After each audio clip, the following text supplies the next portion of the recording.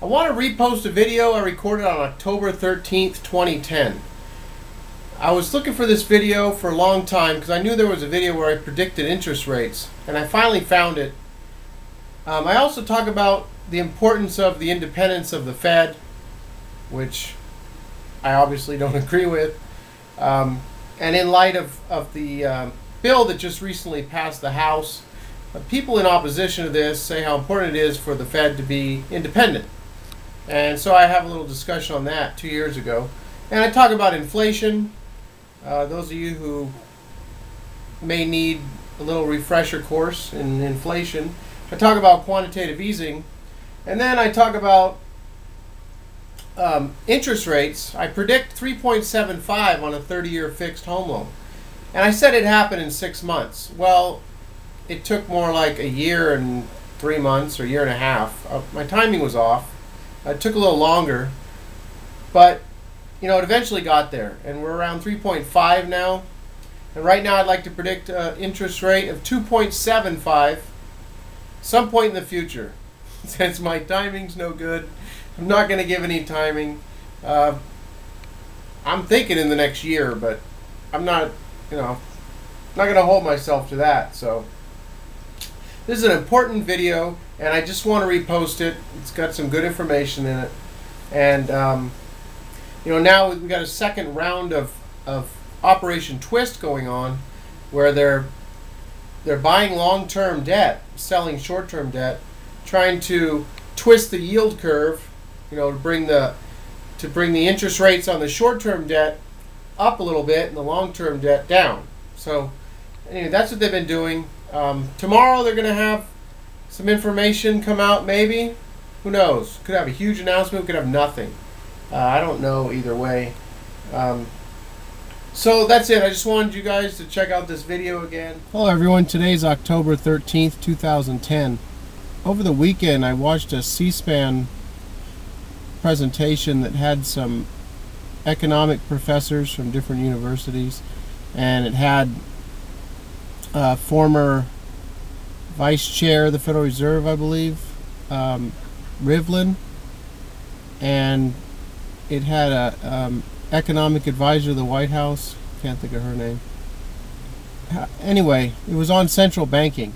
So they all said how important it was to maintain the independence of the Federal Reserve. The central bank does things that aren't always favorable, in crisis situations and in difficult times. And they have to be independent, otherwise they wouldn't be able to accomplish their goals. To me, that just means that they need to do things in secrecy, because everyone would flip out if they knew the fraudulent activity going on.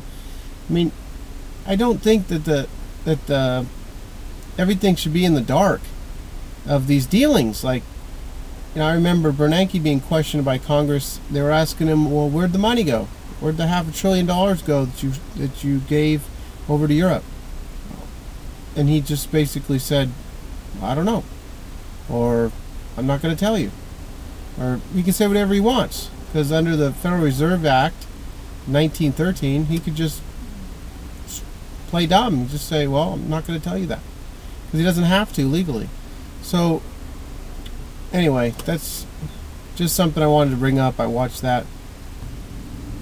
And then another question, they were talking about how if you have a period of, I forget what it's called, but if you have a period of low inflation, then you have a period of higher inflation that can offset to equal out. So it's okay to have this higher inflation. They're all saying, there's periods of time where it's okay to have 4% inflation is fine. When is it ever fine to steal my wealth or to steal your wealth? 4% inflation means 4% of your wealth is being stolen each year. Now, it's never okay to steal our wealth. I mean, we've all been tricked into believing that inflation is just a normal thing. It's normal in economies to have inflation. A little bit of inflation is good. It's okay. There's no problem to steal 3 to 4% of your wealth every year. It's just a normal thing. No, it's not a normal thing. We had virtually no inflation for 150 years in this country before we had the Federal Reserve.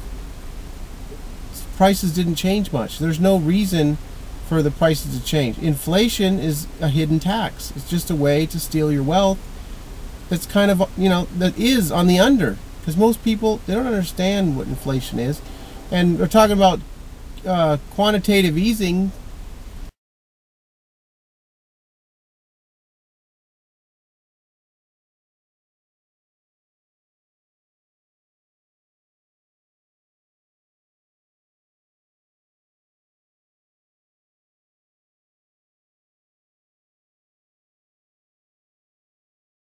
But we don't know what it's going to be. We don't know whether maybe they're going to say 100 billion a month. They're going to be buying bonds, government bonds, and basically that's just printing money out of thin air. And it's not even really a printing press. It's just an entry on the keyboard on the computer. But the money's created out of nothing, and then we're buying our own debt to help stimulate the bond prices. The bonds go up, interest rates, it would force them down further. I mean, that's one positive if you own a house and you're able to refinance. If you're in like anything above 5%, it'll probably be worthwhile when we see, right now I'm going to predict that we're going to see 3.75% on home loans, and sometime in the next 6 months. Especially if this quantitative easing is big enough, we're definitely going to see the 3.75%. So, it's going to help. Dude, that's the whole idea. See, the whole idea is for them to push up asset prices. They want to push up the prices. They want houses to be pushed up again. They want the stock market to be pushed up. They want all to have this illusion that everything's, getting repaired. Now, of course, that's inflationary, having all the prices of all these things go up. But if people have their houses to where they can borrow against them again, well, that's great. They can keep the game going. It's like a circus where you got all these people running in Congress, and the people in government. They're jumping through hoops, and they're riding around on the pony, and just trying to keep things going, so not falling off, to keep this economy from collapsing and keep a currency crisis from happening. Because they have to keep it going. I mean, if they were to do the right thing, it would be so painful that they'd all be out of a job. The number one thing on politicians' mind is votes. Everything is geared by votes. So you don't want to come out and say, well, we need to let housing prices fall further so it can stabilize. You don't want to tell American people that your house has to go down in value so we can fix the problem that we're in. They're not going to take that. I mean, you're not going to be voted back in. But that's one of the things that needs to happen. You can't just keep inflating this stuff, like cash for clunkers. Okay, let's just give you some money so you can turn in your perfectly running car and take out a $20,000 loan, borrow more money so we can prop up that market. And then the $8,000 for buying a house, let's try and prop. Well, they sort of did something for a while, but that's over with. We're back to the housing market going down again. We got all these record number of loans resetting that were all taken out in 05.